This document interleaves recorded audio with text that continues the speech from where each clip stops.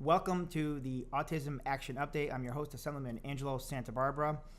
If you have not subscribed to this podcast, this is a podcast that gives some valuable information on some of the work I'm doing as chair of the New York State Assembly Subcommittee on Autism Spectrum Disorders. We've talked about a number of things on previous podcasts. If you're just joining us now, I encourage you to subscribe and stay up to date on the work that I do, and keep up to date also on the autism events happening in your community and bills that are meant to support all those with disabilities in New York State. And you can go back and scroll through some of the previous podcasts where we talked about some pretty significant legislation that we've been successful in the past through my Autism Action Plan. And going forward, we'll be talking about much, much more. At the beginning of this podcast, as we start out here, we're going to be talking. We're going to eventually be talking about the Disability Employment Training Center, a partnership with Our Ability. I'm going to get a little more into that. We're going to have a special guest, John Robinson, who is the CEO of Our Ability. We're going to be talking about that. Before we get to that, I do want to mention a few things, and I mentioned some of the previous podcasts and some of the successes that we've had.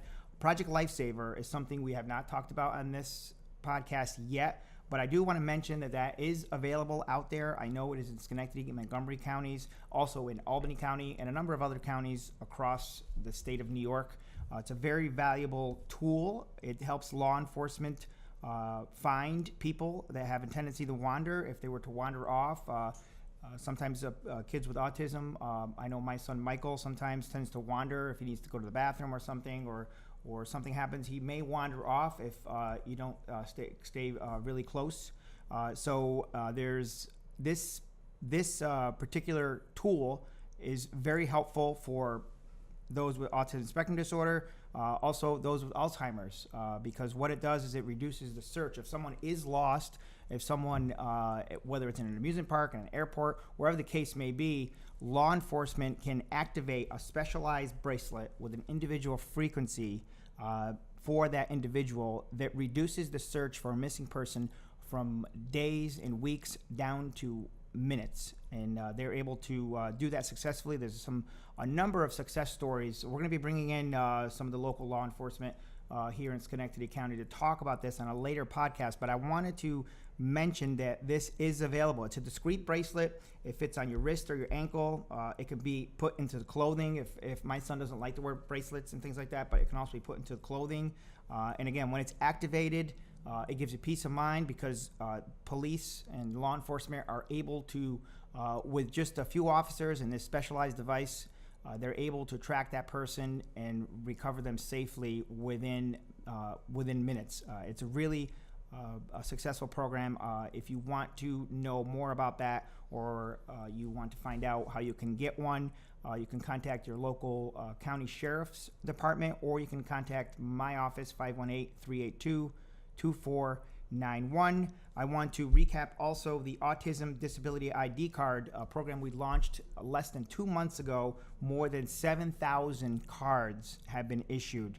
An amazing response from our community. You can request that card through the OPWDD website or on my website, on New York State Assembly website. Just look for my name, Assemblyman Angelo Santa Barbara. This is a bill I've worked on for several years as part of my Autism Action Plan. It's a new communication tool, a card that has come in very handy for myself. The last time I went through airport security with my son, the card easily conveyed sensory issues, my son's diagnosis, his tendency to repeat, his OCD issues, and it conveyed that information very quickly to the TSA agent. It's a standardized card, the first standardized card of its kind, replacing locally issued cards that we've seen in the past, and we've even seen homemade notes in people's pockets in the past. So this is an optional card, completely optional. It's not something that may be needed or wanted by everyone. But it's available for individuals, for guardians, for parents. For my son, who is nonverbal, unable to communicate his difficulty, his challenges. It comes in very, very handy. And again, 7,000 cards have been issued to date. So I'm very pleased to see the overwhelming response. And I'm curious to hear if you have one of these cards. Let me know. Call my office. Let me hear. I'd like to hear about some of the uses for them. I described some of the uses for my son going to a theme park or any kind of venue where you're trying to access disability services. This makes it a lot easier. It describes what the challenges are, what the diagnosis is, and for emergency situations also comes in very, very handy because it allows firefighters, police officers, first responders to able to access that information very quickly and know exactly the best way to help that individual. And the last item I want to talk about before we get into my guest, talk to my guest, John Robinson, who is here, the Take Me Home program that is available in the city of Schenectady, in the city of Amsterdam in my district, and also the town of Rotterdam, my hometown. This is a program that creates a database. Again, the intent is to make it easier for officers, for law enforcement to be able to find people that may be lost or may wander or be alone in an emergency who need special assistance. It creates a database of important information. They can verify the identity of that person. The program also works in reverse. So if someone's missing, that information can be transferred quickly through a database in the police cars, which now have the technology to do that, so they do not have to go back to the station to collect this information. Includes a picture. Again, a lot of the information that would be included on the Autism Disability ID card would be in this Take Me Home program. It's completely free. Just go to your local police department in these areas across the state. You'll have to check with your local police department to see if they have launched a program like this. If they haven't, encourage them to do so. It works. It helps. It's just another tool that helps serve the population that need special assistance if they are involved in an emergency. So I just wanted to recap some of those. And speaking of recapping, we talked about my next topic on a previous show. It is an upcoming initiative that we're working on. It's a partnership, actually, with Our Ability that is looking to address a staggering figure. More than 1.1 million with disabilities in New York State, and the numbers that we're receiving, more than 70% are unemployed. That's a number we're looking to change. My guest, John Robinson, CEO of Our Ability. Our Ability is not a new name because we heard it before. So welcome to the show. Thank you. John, to the podcast, I should say. Welcome, and it's great to have you here. You're actually one of my first guests. I'm honored. Thank you. Yeah, so I guess we should talk about Our Ability is not a new name because you've done some pretty amazing things. Your trek across the Erie Canal Trailway, a number of other items with Our Ability that has made quite a statement for those with disabilities. Just tell us a little bit about Our Ability before we get into the legislation we're talking about. Sure. We're about 10 years old now, which is, I guess we're getting into our teenage years pretty soon here. Yeah. We have made an impact, and it's sort of hard to say because I try to be humble about what we've done, but we have made an impact. I started this organization as a way to help myself a generation or two later. I graduated at Syracuse University, degree in television, radio, film. My struggle was real, though, to try to find a job. Yeah. And I found out, even after I got my job in media and had a good 16-year career, that when I would meet other people with disabilities in corporate America, I wasn't alone, that we struggle in finding employment. So Our Ability is a way to come together to build a bridge. And the bridge is between individuals with disabilities, their families, their caregivers, disability groups, on one side of the bridge.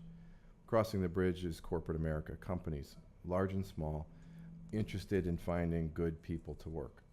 And so that takes a lot of different elements, but in essence, we need to create common language, common themes, common interest.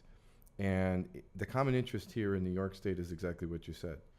We have 1.1 million New Yorkers with disabilities, 70% are unemployed. We are effectively at full employment in upstate New York, as you know. Yeah. Companies are looking for employees. I was just on a manufacturing call today, screaming for employees. We know that there's a marriage here to be made. We just have to build that bridge, and that's what we're efforting. And and when you brought this idea to me, I immediately knew it was something significant because this would be the first disability training center of its kind, and we're looking to establish this in the town of Rotterdam, in my hometown, which I love too, in the industrial park. There's a facility that fits this the needs perfectly. What's nice about this is that you're not just saying, okay, I have an idea and I want to get it done. There's partnership involved. There's buy-in on this. It's not just something out there that you're saying, I hope this happens, because I look at the information and I see that there's certainly there's buy-in from our ability. There's backing behind it, but you've also gone out and talked to employers. Yeah. And you've heard a need for this. We have an amazing group of employers that are interested in this. Price Chopper and Golub Corporation have been one of our founding sponsors, supporters. They want this training center to happen. Yesterday was at a workshop for employment locally. The head of disability for CVS for the Northeast pulled me aside and said, we do a training center internally. We'd like to build a training center externally. So tomorrow morning we're on a call with CVS and Price Chopper, who then want to bring UPS and a couple of other businesses that have done training centers internally for disability in their organizations. They love the idea. We're creating a training center, universal. It's for people with disabilities to come and learn. And in one corner can be Price Chopper, another corner can be UPS, another corner can be CVS. And we house it with the products and information that they need to get their jobs done, point of sale, scanners, what have you. We house it with that information, and then we take people through trainings. And we can do this more economically than you would if you had training out in Price Chopper or you had out in CVS. By bringing people together, teaching them the soft and middle skills that people with disabilities need, looking people in the eye, understanding to shake hands, smile, write a thank you note, and then how to use money, cash registers, computer technology. Those are the middle skills that we need to enhance. That's what this training center can do, and that's what we're trying to get accomplished. And when you say middle skills, I know exactly what you're talking about. With my son, I call them life skills, but they're skills essential to daily life. And you're right, understanding money, understanding how to pay for things, understanding how to interact with people. These are skills that we're looking for, especially when you're talking about the population with autism spectrum. A lot of people have challenges like my son that aren't able to communicate, aren't able to have that interaction. So this is much more than job training. When you're talking about the skills that make successful employment, and I talk about this a lot with Puzzles Bakery just down the road with Sarah and Sarah Pratt, and we talk about on-the-job learning, having the interaction with your employer, with customers, with your coworkers. That is very essential. Besides making the bakery items or whatever the case may be, have those successful interactions can lead to a successful placement or one that's not so successful. Absolutely. We're one approach we're looking at is, in the old days, right? Yeah. You had home economics, you had workshop, wood shop, you had scholastic programs that were teaching people skills to go out and go to work. Now, historically, people with disabilities have never been part of that. What was good about that program is we were teaching people skills, and we've gotten away from that. And so one of the things that I think we can do is help the education system in New York State and beyond to create real life skills. What do you do in a job setting so that our community can understand what they need to do to go to work? But going to work is only a part of it. It's the full circle of life that we all want, no matter who we are, parent, person with a disability, brother, sister, caregiver, whomever. We all want our person, our friend, our family member to have a full life. And a big part of my full life has been my employment, and I've seen it in every face of every person with a disability that has a job, from Puzzles Bakery right on down through. Yeah. Everybody with a disability that's working is smiling. And to get to that level, we have to train, and we have to educate. And if it's not happening in the schools the way it needs to be happening, and it shouldn't be done there necessarily, we can do it, and we can work with companies that need our employees. That's what's exciting. And this program, I see it, going right along with the Autism Action Plan I talked about earlier, because a lot of what we are looking for through that plan, through the legislation, through the funding, is to create a path to independence.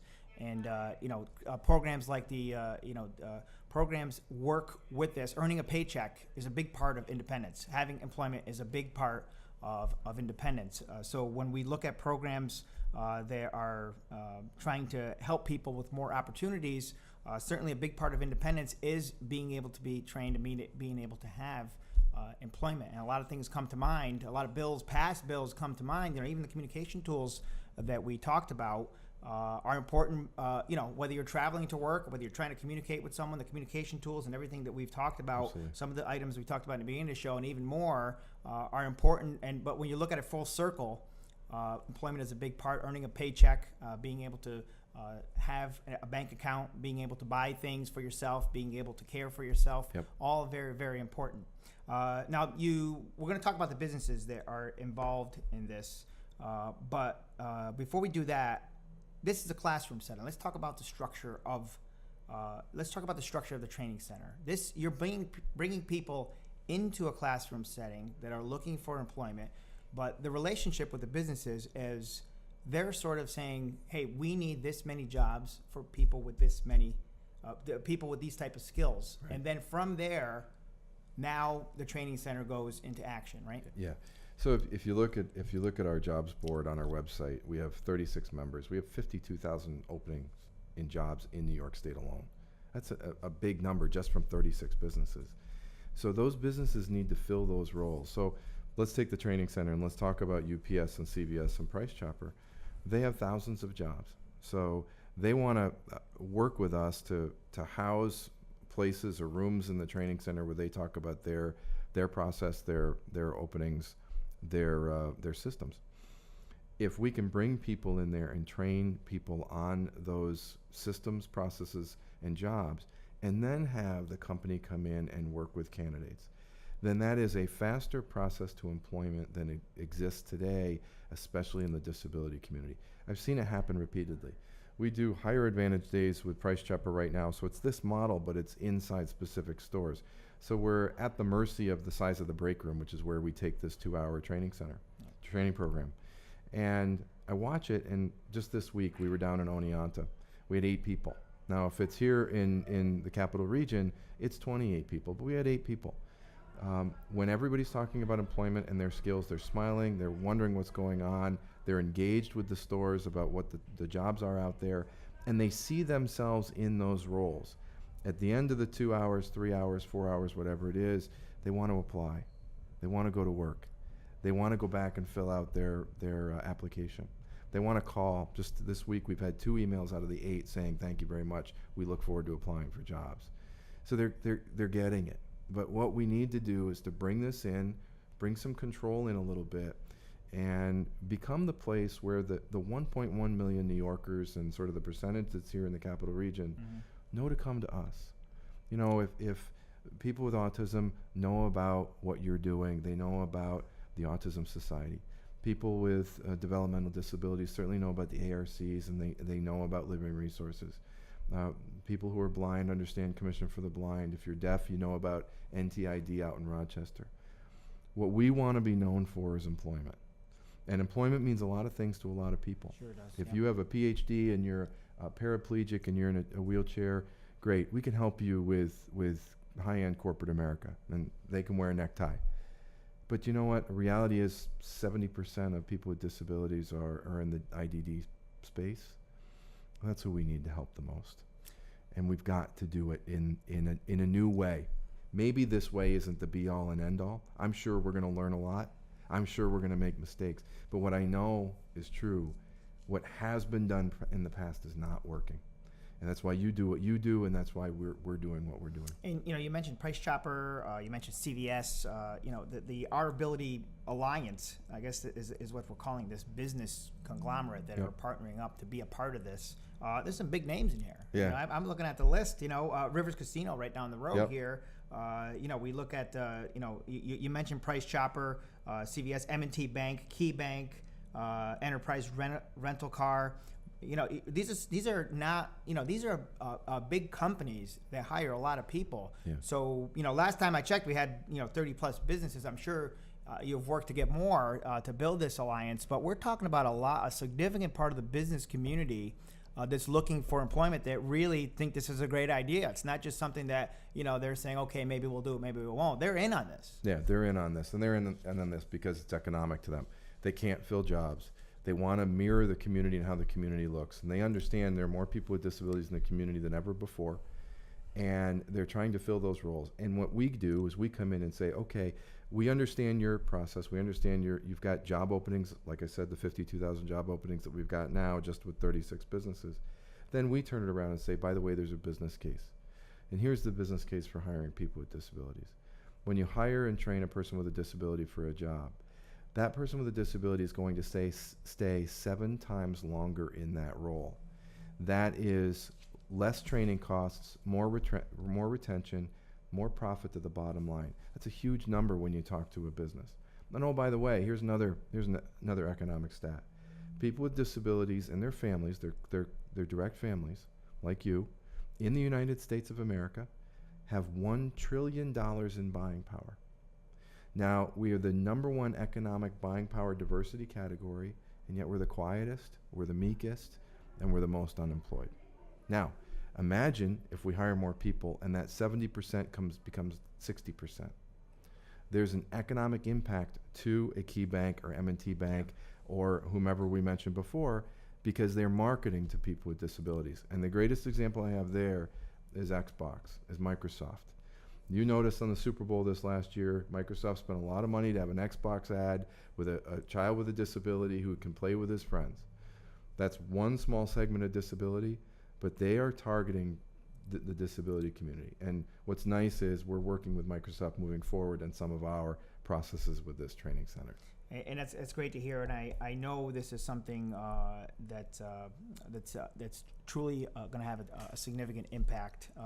Those stats that you shared, I mean, I've heard them before. I'm looking actually at an email you sent me. It says 87% of consumers reported that they preferred to give their business to companies that employ individuals with disabilities. Yeah. That's a pretty high number, almost 90%. You go over to Puzzles Bakery. People walk in there because of who they hire. Yeah. People work with Microsoft because of who they hire. And that's the large and the small of corporate America. But there's businesses in between that are starting to understand that. One of my dreams and my hopes has always been that you talk about the ID card and the bracelet, and that's fantastic. In my world, it would be, let's put a sticker in a window. If I'm Puzzles Bakery or if I'm Proctor's Theater, put a sticker in the window that says I employ people with disabilities. Let people with disabilities walk in with their phone, snap the QR code with a thank you note on Facebook or on Instagram or wherever, right? So that businesses understand there's a transactional part of this, that when you hire individuals with disabilities, it improves the bottom line and the positive feedback that a company gets from the general public. And one of the and I think you've touched on this already. One of the things that I hear from companies all the time is that they can't, and you mentioned this, retention. Keeping people in a position, hiring someone, and having that longevity, or the employee to buy in and say, yes, I'm going to be a long-term employee. That's becoming more and more difficult. People are moving around. People are staying at jobs less and less. Not so when we talk about people with disabilities. Yeah, one of the neat things that it's come full circle for me, when I moved to this community in 2000, I got involved through my TV station channels with Center for Economic Growth in the Chamber. And I realized that the #1 issue for businesses in the capital region is retention. We've all heard it, that we educate a lot of students and they all go away. I haven't really made the connection until I started our ability that a big part of that retention solution is if we include people with disabilities, because we will stay, because we get used to our patterns. It's easier for us to get used to our patterns if we stay in the same area. It's easier for Michael. It's easier for me if I get used to what I'm doing. I won't want to leave. The other side of that is if somebody takes a chance on hiring me, I don't want to leave. I want to thank them. I want to thank them with hard work and with loyalty and longevity. And statistics have proved that out. And so one of the solutions to this region is let's retain more people. Let's include people with disabilities in that mix. And those are, and the stats back it up. Certainly, the community is looking to see more of these type of initiatives, and I see it. And what you mentioned is absolutely right. And hopefully, someday we can see those type of stickers on the windows where people can be thankful, send thank you messages. This program is intended to be. This will be the first one. So we're going to continue to work towards making that happen. Again, in the town of Rotterdam.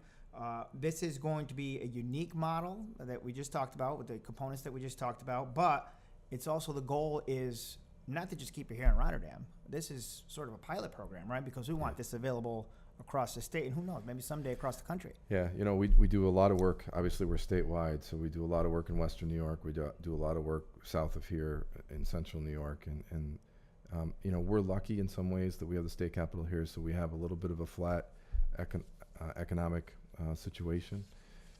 Certainly in Central New York on the southern tier, there's a larger roller coaster of what's going on. What is universal across the state, and especially in non-New York City across the state, are people with disabilities are the most impacted in unemployment. And we're certainly the largest diversity category. And you think, why is he talking about diversity as far as disability is concerned? It's because that's the terminology corporate America understands. That every business over 50 employees, they have a diversity plan. We need to get them to think about disability as part of the diversity plan. But throughout New York State, disability is where we can make the greatest impact. And yes, I would love this to be the flagship and the most successful and where I'm going to sit, but I want to train people to do this in Syracuse, in Binghamton, in Buffalo, on Long Island, because that's the impact that we can make. Because there are businesses everywhere that need to make this happen. I guess I want to thank you for spearheading this initiative. I would encourage people listening to look for future updates on this. We are working to make this a reality. Certainly the state, you're asking the state to be a partner in this. That's where my role comes in. I think it's a good investment on the state's part because it supports the business community, and in turn it supports economic development, helps fill these jobs. It gives people opportunity. Everything we talked about in my Autism Action Plan, I think this fits right along with all the work we've been doing. The New York, the ABLE Act, the New York ABLE Act through the Comptroller's Office comes to mind because that allows you to have a savings account, and it does not disqualify you for any services or benefits that you're entitled to as a person with disabilities. So that's groundbreaking. But now to have employment and to actually have a paycheck, a deposit, and to be able to have a credit card and to be able to spend your own money and take care of yourself or whatever the case may be, or buy things for yourself, these pieces all fit together. This is definitely, in my view, the next step. I think we're fortunate that we can see it materialize right here in the capital region. I think it's an important initiative, and I know the session is well underway. We are working towards this, so I encourage people to stay up to date. You will hear more. Our Ability Training Center is the name that you will look for on future podcasts here, because we will have you back. We will have future updates on this, and we will keep people up to date on what's happening here. I also encourage people to sign up for my newsletter, because we will also be sending out email updates on all the legislation, everything we talk about in this podcast. John, I want to thank you for joining me. Don't thank me, thank you, because we need more voices of family members of people with disabilities to stand up and speak out, and you are a great example of that. So thank you very much. Well, I'm pleased to have you as one of my first guests. My first guest was actually my son, Michael, who was as it should be. He was on the show on the podcast the very last podcast. It was great to have him. It was just great to have him and interact with him while I was speaking to listeners. So you're one of my first guests.